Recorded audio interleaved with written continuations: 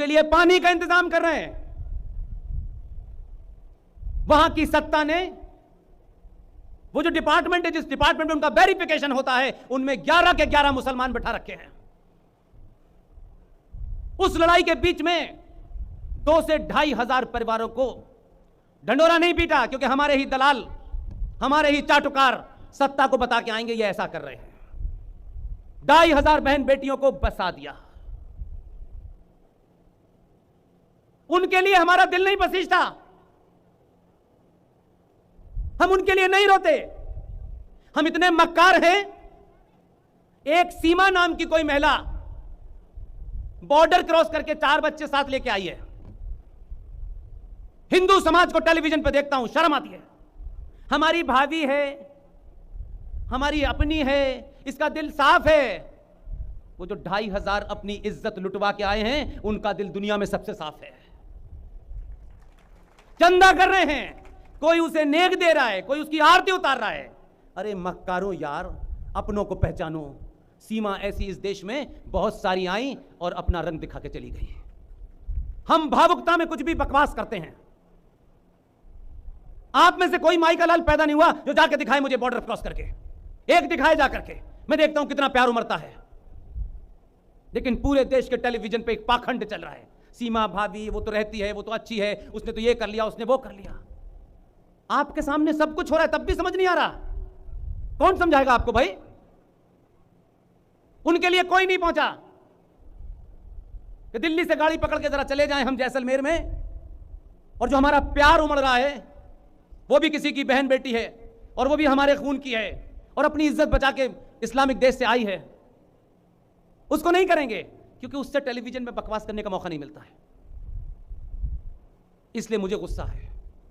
उसके लिए कुछ नहीं हो रहा, कोई नहीं जा रहा। कोविड में टोपी लगा करके टोपी वालों को खाना बांट रहे थे कि देखिए हम कितने हैं, हमारे ऊपर आरोप मत लगाइए कि हम मुस्लिम विरोधी हैं, हम 24 कैरेट के हिंदू हैं, हम कोविड में दाढ़ी वालों को खाना खिलाएंगे, तस्वीर खिंचवाएंगे। लेकिन सनातनी हिंदू बहन बेटी अपनी इज्जत बचा करके जैसलमेर की 52 डिग्री टेम्परेचर वहां नहीं जाएंगे। यह है पाखंड। इसलिए कोई दूसरा जिम्मेदार नहीं है। इसलिए एक आदमी ने 1904 में एक आदमी ने एक तराना लिखा, वो पूरा देश गाता है।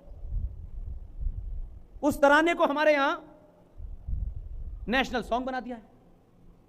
1904 में लिखता है वो आदमी, सारे जहां से अच्छा हिंदुस्तान हमारा। 1906 में मुस्लिम लीग बनती है, और 1910 में जिस आदमी ने सारे जहां से अच्छा लिखा तराना, 1904 में लिखता है, 1906 में मुस्लिम लीग बनती है, और 1910 में एक तराना लिखता है कि हिंदू मूर्ख समाज सिर्फ फेस वैल्यू पे बात करता है। इसलिए मैंने कहा कि आपको तो चोर उचक्कों ने ठगा, और हम उनसे भी ठगे गए। आपको अंग्रेजी बोलने वालों ने ठगा, आप उनसे भी गए। और एक छोटा सा देश जिसकी आबादी हमारे हिंदुस्तान में किसी एक डिस्ट्रिक्ट से भी कम है, पूरा दुनिया उसके देश को कोई बहुत बड़ा देश नहीं देखती, और दुनिया में उस देश के एक फुटबॉल का खिलाड़ी है जिसके कारण उस देश को लोग जानते हैं। इतना सा देश है पूरी दुनिया के नक्शे पे, उसने भी आपके ऊपर 400 साल तक राज किया, जिसे पुर्तगाल कहते हैं। ऐसे नहीं थे हम। इसलिए उस आदमी ने, जिसका तराना हो ऐसे लगता है जैसे अमृत की वर्षा हो रही हो, 1904 में लिखता है, 6 में मुस्लिम लीग बनती है, और 1910 में जिस तराने को लिखा उसने, उस तराने की 2 लाइन बताता हूं आपको। चीनो अरब हमारा, मुस्लिम है हम, वतन है सारा जहां हमारा। वो आदमी 29 दिसंबर 1930 को इलाहाबाद, जिस अकबर ने उसका नाम अल्लाहाबाद रखा था, इतिहास में पढ़ाया गया कि सबसे सेकुलर था वो। उस इलाहाबाद में मुस्लिम लीग का अधिवेशन हुआ 29 दिसंबर 1930 को, और वो मुस्लिम लीग का इतना बड़ा लीडर बना, और पहली बार वहां यह प्रस्ताव पारित हुआ कि भारत के वो इलाके जहां मुस्लिम बहुल संख्यक हैं उन्हें अलग कर दिया जाए। उन्होंने कोई बात आपसे छुपाई नहीं, आपके दलालों ने छुपाई, आपको उधर जाने ही नहीं दिया। 1930 में वो ये बात कहता है।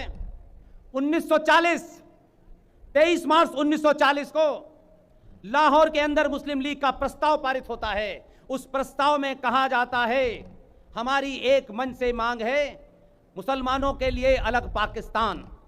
विधिवत 23 मार्च 1940 को लाहौर में यह अधिवेशन हुआ जिसमें जिना भी शामिल था, और उस अधिवेशन के बाद पाकिस्तान की मांग 1940 में विधिवत तौर पर पारित हुई।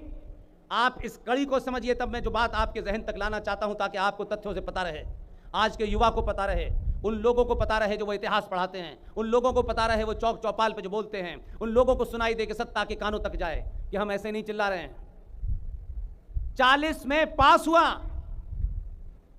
और 1946 की 6 घटनाओं से आपको समझ हो जाएगा कि आज आपकी दुर्गति क्यों हो रही है। आप ही के लोगों ने कहा जुमे में ये नमाज पढ़ेंगे और मंगल में हिंदू पूजा करेंगे। वो भोजशाला में जाते हैं जो कभी इतना सा हिस्सा हुआ करती थी और वहां थूकते हैं। हमें कोई शर्म नहीं आती यार, लेकिन वैसे 15 बार दूध से नहलाएंगे नहीं। ये श्राप है, ये सनातनियों को श्राप है। आप गिनती में ज्यादा, इनकम टैक्स आप देते हैं, पुलिस आपकी, सेना आपकी, कानून को मानने वाले आपके, ना आपकी नस्ल बच रही है, ना आपकी जाति बच रही है, ना आपका मंदिर बनना है बच रहा है, ना कोई आस्था का केंद्र, क्योंकि हम बीमारी से बाहर आना नहीं चाहते। और कोई पुरुषार्थी अगर आ भी जाए आपके बीच में तो आप चाहते हो 700 साल की सारी घटनाओं का ये 5 साल में निपटारा कर दे। और आप जब वोट डालने जाएं तो पहले मैं ब्राह्मण हूं, फिर बनिया हूं, फिर मैं ठाकुर हूं, फिर मैं दलित हूं, मैं भाईचारा है, सब कुछ आप करें। 1946 की पहली घटना मैंने बताई कि कांग्रेस चुनाव जीत गई। मार्च में Clement Attlee, prime minister of Great Britain, उनका बयान दर्ज है। उन्होंने इमीडिएटली कहा हम जल्दी ही सत्ता का हस्तांतरण करने वाले हैं। कैसे प्लानिंग हुई वो समझाने की कोशिश कर रहा हूं। आप मूर्ख बने रहे और आज भी बने रहना चाहते हैं तो आने वाली नस्लें आपको गाली देंगी कि आप आज भी नहीं बोले, कम से कम अगली नस्ल को तो ठीक कर दीजिए। मार्च के अंदर ये एटली का बयान आता है और तथाकथित फौरन, क्योंकि आपको तो सिर्फ ये बताया गया कि कांग्रेस पार्टी भारत को आजाद करने के लिए बनी थी। कहां से लाते हो भाई इतना कुतर्क? अपने साधु संतों से करते हो, अपनी माओ बहनों से करते हो, पिता से करते हो, कभी कभी राष्ट्र के लिए भी कोई कुतर्क करते तो ये गिनती खराब नहीं होती है। खूब चलाइए। 1946 के अंदर जैसे ही यह तय हुआ कि हम जल्दी ही सत्ता का हस्तांतरण करने वाले हैं, पता यकायक ओहो 1885 में उत्तर प्रदेश के इटावा के अंदर ब्रिटेन की सरकार ने एक आदमी को भेजा कि आपको इटावा का कलेक्टर बनाया जाता है, और एक प्लानिंग के साथ भेजा। इसलिए मैंने मंगल पांडे की घटना आपको ऐसे नहीं सुनाई है। मंगल पांडे की घटना से ब्रिटिश साम्राज्य को यह समझ में आ गया कि अगर ये चिंगारी आगे भड़क गई तो ये जो 100, 50, 500, 600, 2-4 हजार अंग्रेज हैं ये शाम तक खाली कर देंगे इंडिया को। इसलिए ये घटना दोबारा ना हो तो दलाल हिंदुस्तानियों से, बिकाऊ हिंदुस्तानियों से मिलकर के उन्होंने अपना एक खुफिया का अधिकारी को इंग्लैंड से भेजा कि इटावा का इसको कलेक्टर बनाया जाए। वो इटावा का कलेक्टर था और उसको एक एजेंडा दिया गया कि किसी भी तरीके से भारत का क्रांतिकारी दल ब्रिटेन के लोगों के आमना सामना ना हो, हमें इसके बीच में एक दीवार खड़ी करनी है। और 1857 की घटना से यह तैयारी चली और उस इटावा के कलेक्टर का नाम था A.O. ह्यूम, जिसने 1885 में कांग्रेस पार्टी की नींव रखी।